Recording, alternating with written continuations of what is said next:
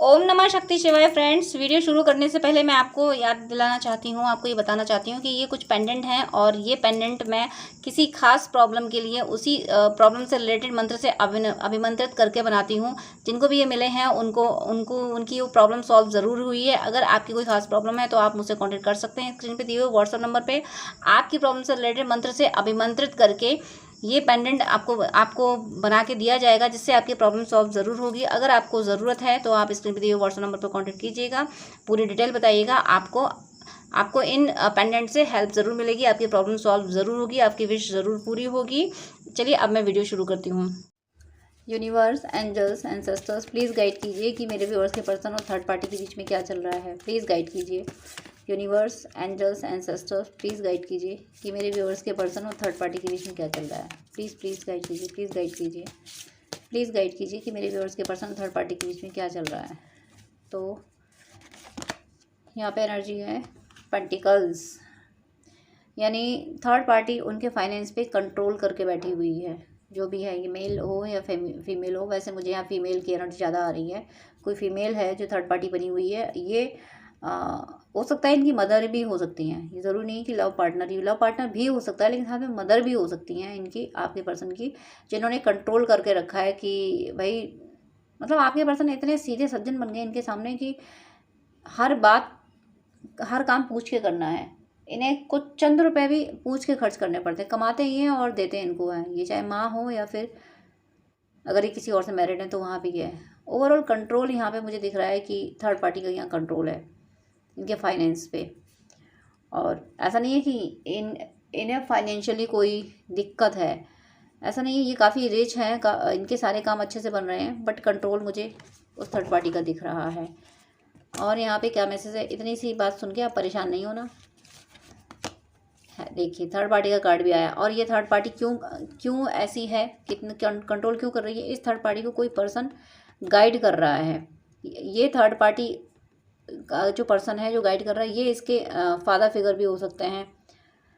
अगर ये फीमेल है थर्ड पार्टी तो इसके मायके पक्ष का भी कोई हो सकता है। कोई है जो इसको, इस थर्ड पार्टी को गाइड कर रहा है, इसको मिसगाइड कर रहा है कि तुम ऐसा करो वैसा करो, तुम्हें तुम्हें ज़मीन जायदाद पे अपना कब्जा करना चाहिए। ये सारी चीज़ें इस थर्ड पार्टी को समझाई जा रही हैं और वो किसी ना किसी से ज्ञान लेके ये सारी चीज़ें कर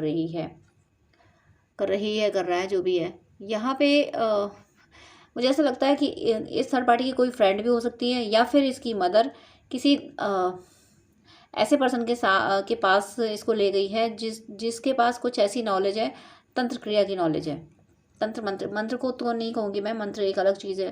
मंत्र से परमात्मा की प्राप्ति भी हो जाती है, बट ये तंत्र, कोई व्यक्ति तंत्र जानता है, उसके पास कोई, या तो इसकी माँ, इसकी फ्रेंड इसको इस थर्ड पार्टी को लेके गई है। और ये इसीलिए ताकि आपके पर्सन की जो प्रॉस्पेरिटी है उस पर हमेशा के लिए कब्जा बनाए रखा जा सके। यहाँ पे है हेरोफेंट की एनर्जी, सॉरी एम्परर। हेरोफेंट क्यों निकला है मुझे समझ नहीं आया। हेरोफेंट निकला है तो एनर्जी हेरोफेंट की भी है, यानी आपके पर्सन, देखिए कार्ड एम्परर का है, जो वहाँ से हेरोफेंट निकला है। इसका मतलब आपके पर्सन ये सोच रहे हैं, उनके दिमाग में ये चल रहा है कि पैसा उनका है, सारी चीज़ें उनकी हैं, लेकिन इस पर्सन ने कंट्रोल कर रखा है उनको। ऐसा नहीं है कि वो नोटिस नहीं कर रहे, वो सब नोटिस कर रहे हैं, सब चीज़ें उन्होंने अपने कंट्रोल में कर रखी है। उन्हें एक वो होता है कि एक इंसान देखता रहता है कि तुम करो शैतानी, करो ये और कर लो वो और कर लो। जैसे कि मैं एग्जांपल दे रही हूँ, जैसे कि बच्चे शैतानी कर रहे हैं, करे जा रहे हैं, मस्ती में करे जा रहे हैं। उनको ये एहसास नहीं है कि उनका टीचर, उनके पेरेंट उनको देख रहे हैं, और वो पेरेंट, वो टीचर ये सोच रहे हैं कि इसको कर लेने दो, जब ओवर होगा तब बताएंगे इसको। बताएंगे मतलब तब समझाएंगे इसको, तब पनिशमेंट देंगे इसको, तब कहेंगे कि देखो कितनी गलती की तुमने। ऐसा ही मुझे आपके पर्सन की एनर्जी लगी कि आपके पर्सन अभी इस थर्ड पार्टी इन कार्मिकों को देख रहे हैं, बड़े मतलब अच्छे से ऑब्जर्व कर रहे हैं कि कर लो तुम, और कितना करोगे, और कितना करोगे, करो तुम, करो करो। 100 सुनार की एक लोहार वाली कहानी मुझे यहाँ फील हो रही है। ये इन्हें पता है कि ये सब उल्टा पुल्टा कर रहा है, सब गलत कर रहा है, ये जानते हैं इस चीज़ को अच्छे से। लेकिन इन्हें ये भी पता है कि जिस दिन इन्होंने अपनी भ्रुकुटियाँ टेढ़ी की, उस दिन इसका तंत्र और सारा साम्राज्य सब फ्लॉप हो जाएगा, सब धरा रह जाएगा जिस दिन इन्होंने भ्रुकुटी टेढ़ी की। ये बात इनको एहसास है, इन्हें ये पता है कि ये कुछ भी कर ले, इनका बाल भी वहाँ का नहीं कर सकती। ये इतने ज़्यादा स्ट्रांग हैं, इन्होंने पता है, भले ही उसने कंट्रोल कर रखा हो, भले ही उसे लगता है, ये थर्ड पार्टी को लगता है कि उसने कंट्रोल कर रखा है, लेकिन इन्होंने बहुत सारे सीक्रेट्स थर्ड पार्टी से शेयर नहीं किए हैं। कहते हैं कि एक कहानी कही जाती है कि किसी ने कहा कि बिल्ली से, शेर ने, चीते ने, जो भी था, एक कहानी में आता है, उसने कहा कि बिल्ली मौसी, मुझे दौड़ना सिखा दो, कुछ करना, मुझे ऐसे थोड़ा थोड़ा याद आ रहा है, ऐसा कुछ दौड़ना वगैरह, कुछ शिकार करना सिखा दो। तो बिल्ली सिखाती है, लेकिन अब वो शिकार करना सिखा देती है। अब वो जो शेर होता है, वो ये कहता है कि अब तो मैं तुम्हें ही मारूंगा, अब तो मैं पहला शिकार तुम्हारा ही करूंगा। वो जो सीख तुमने दी है, देखता हूँ काम आती कि नहीं आती, तो पहला शिकार तुम्हारा ही करूंगा। तो जैसे ही वो उस पर झपटता है, तो बिल्ली पेड़ पर चढ़ जाती है। तो वो कहता है कि ये तो तुमने सिखाया ही नहीं था। तो बिल्ली कहती है, मैं तुम्हारी मौसी हूँ, मैं तुम्हारी गुरु हूँ, और गुरु सब कुछ नहीं सिखाता, समझ में आया? कुछ तो बचा के रखा है, अब तुम पेड़ पर नहीं चढ़ सकते, करो मेरा शिकार। ऐसा ही आपके पर्सन की एनर्जी। आपके पर्सन गिव अप करे जा रहे, करे जा रहे, करे जा रहे, करे जा रहे, लेकिन आपके पर्सन को ये पता है कि एक बार में सबकी सुताई हो जाएगी, एक बार में सबको ठिकाने लगा दूँ, सबकी अकल ठिकाने पे आ जाएगी। ये आपके पर्सन की एनर्जी। आपके पर्सन नॉर्मल पर्सन नहीं है, बहुत स्ट्रांग पर्सन है ये। इमोशनली भी बहुत स्ट्रांग है, लॉजिकली भी बहुत स्ट्रांग है, फाइनेंशियली भी बहुत स्ट्रांग है। नॉर्मल पर्सन नहीं है ये थर्ड पार्टी की गलतफहमी है कि कंट्रोल कर रखा है। उसे लगता है कि मैंने सब कुछ जान लिया, सारी चीज़ें कंट्रोल कर ली, लेकिन आपके पर्सन को पता है कि तुझे तो मेरी, क्या कहते हैं कि तुझे मेरी 10% भी सच्चाई नहीं पता, तुझे मेरे 10% भी प्रॉस्पेरिटी के बारे में नहीं पता कि मैंने कहाँ कहाँ कैसे कैसे कर रखी है। और जब चाहूँ तब तुझे निकाल बाहर करूँगा अपनी प्रॉस्पेरिटी से। मैं देख रहा हूँ तुम्हारे कर्मों को, यानी आपके पर्सन इस थर्ड पार्टी कर्मों को देख रहे हैं। वो सोच रहे हैं कि अब सुधर जाए, अब सुधर जाए, अब सुधर जाए। सोच रहे हैं कि ज़्यादा, मतलब लिमिट क्रॉस ना, वो ये इंतज़ार कर रहे हैं कि ये लिमिट क्रॉस करे। ये जिस दिन लिमिट क्रॉस करे, उस दिन निकाल के बाहर करूँगा, ये करूँगी। ये एनर्जी आपके पर्सन की है। कितना भी थर्ड पार्टी पापड़ बेल ले, कुछ भी कर ले, खूब प्रॉस्पर बन के अपने आप को बहुत लीडर दिखा ले, कुछ भी कर ले वो, और कितने भी तंत्र कर ले, कितने भी लोगों को अपने फेवर में कर ले, लेकिन आपके पर्सन का स्टैंड क्लियर है। उनका स्टैंड क्लियर है कि तुम तब तक खेल रहे हो मेरे साथ जब तक मैं तुम्हें खिलवा रहा हूँ, जब तक मैंने तुम्हें परमिशन दी है। जिस दिन तुमने ऐसी लिमिट क्रॉस की कि मेरा इस गेम को खेलने का मन नहीं किया, यानी उसी दिन मैं गेम ओवर कर दूंगा। तुम खेल रहे हो, तुम्हारी मर्जी है, गेम ओवर करना मेरे हाथ में है। ऐसी एनर्जी आपके पर्सन की है। और इसीलिए, और ये थर्ड पार्टी इनको लाइटली ले रही है। उसे लग रहा है कि ये इन्हें क्या कुछ पता चल रहा है। यानी एक होता है ना कि कोई थोड़े, जब ज़्यादा पैसे हों तो कोई कुछ पैसे निकाल ले तो दूसरे को पता नहीं चलता कि मैंने कहाँ पैसे रखे थे। लेकिन आपके पर्सन ऐसे नहीं है। आपके पर्सन को पता सब रहता है। आपके पर्सन को ये पता है कि अगर इनकी पॉकेट में पैसे पड़े, किसी ने निकाले, तो निकालने वाले को ये लगता है कि इतने सारे पैसे पड़े, इन्हें क्या पता होगा। बट इनको पता होता है, इनको ये पता होता है कि मेरे वॉलेट में 500 के नोट कितने थे, 200 के नोट कितने थे, 100 का नोट कितना था। इन्हें, आपके पर्सन को पता होता है। और जो पॉकेट से पैसे निकालते हैं वो ये समझते हैं कि इन्हें क्या याद रहेगा इतना सारा पैसा रहा। आपके पर्सन नॉर्मल इंसान। देखिए अगेन, देखिए हैरोफेंट मुंह से निकला था। हैरोफेंट कार्ड देखिए, हैरोफेंट ये मुंह से निकल गया था। एम्परर का कार्ड देख के जुबान से हैरोफेंट निकला था, जस्ट हैरोफेंट का कार्ड। यानी मुझे ऐसा लगता है ये बदलने वाले हैं सिचुएशन को। बदलने वाले मतलब वो लिमिट, जिस लिमिट का ये वेट कर रहे थे कि तुम लोग अभी ड्रामे कर लो अपने कर, तुम लोग ये समझ रहे हो कि मुझे कुछ समझ नहीं आता, मुझे कुछ पता नहीं। तुम लोग इतनी शॉपिंग ऑनलाइन वगैरह ये सारी चीज़ें करते रहते हो ना, तुम्हें क्या लग रहा है कि मैं कुछ देख नहीं रहा। मैं एक एक चीज़ का हिसाब रख रही हूँ, एक एक चीज़ का ये हिसाब रख रहा है। और मुझे ऐसा भी लग रहा है कि इन्हें अपने घर में थोड़ा सा इनकन्वीनियंस लगता होगा। इन्हें लगता होगा कि, मुझे लगता है कि ये थर्ड पार्टी इनका ट्रस्ट खो चुकी है। तो आपके पर्सन को ये लगता है कि मेरी एब्सेंस में भी कुछ उल्टे पुल्टे काम होते होंगे। तो आपके पर्सन ने कोई स्पाई कैमरा भी लगाया है अपने घर में। मुझे स्ट्रॉन्ग डाउनलोड्स आ रहे हैं। पहली बार किसी रीडिंग में इस तरह का डाउनलोड आया है कि आपके पर्सन ने स्पाई कैमरे लगा दिए हैं कि मेरी एब्सेंस में भी जो कुछ हो रहा है। क्योंकि आपके पर्सन इस प्लान में है कि तुम्हारी गलतियों का सबूत चाहिए। तुम एक दिन ऐसी सॉलिड गलती करो जिसमें मैं निकाल के बाहर करूं। इस कोशिश में आपके पर्सन है। और ये कोशिश क्या है, ये थर्ड पार्टी मौके दे रही है। आपके पर्सन ने इतनी कूटनीति अपनाई है, इतनी होशियारी से वर्क करे। देखो कोई गलती करे, सामने से जाके उससे कह दोगे तो तुमने ऐसी गलती की, तुमने ऐसा क्यों कर दिया, अब मैं ये करूँगा, मैं वो करूँगा। ये सब पागलपन होता है। आपके पर्सन ने इतनी स्मार्टनेस दिखाई है कि तुमने गलती की, इन्होंने समझ लिया, फिर उसको नोटिस किया, फिर इन्हें कन्फर्म हो गया कि हाँ इसने ये गलती की है। अब इन्होंने सोचा अब इसको और गलतियाँ करने दो, इसकी गलतियाँ बढ़ने दो।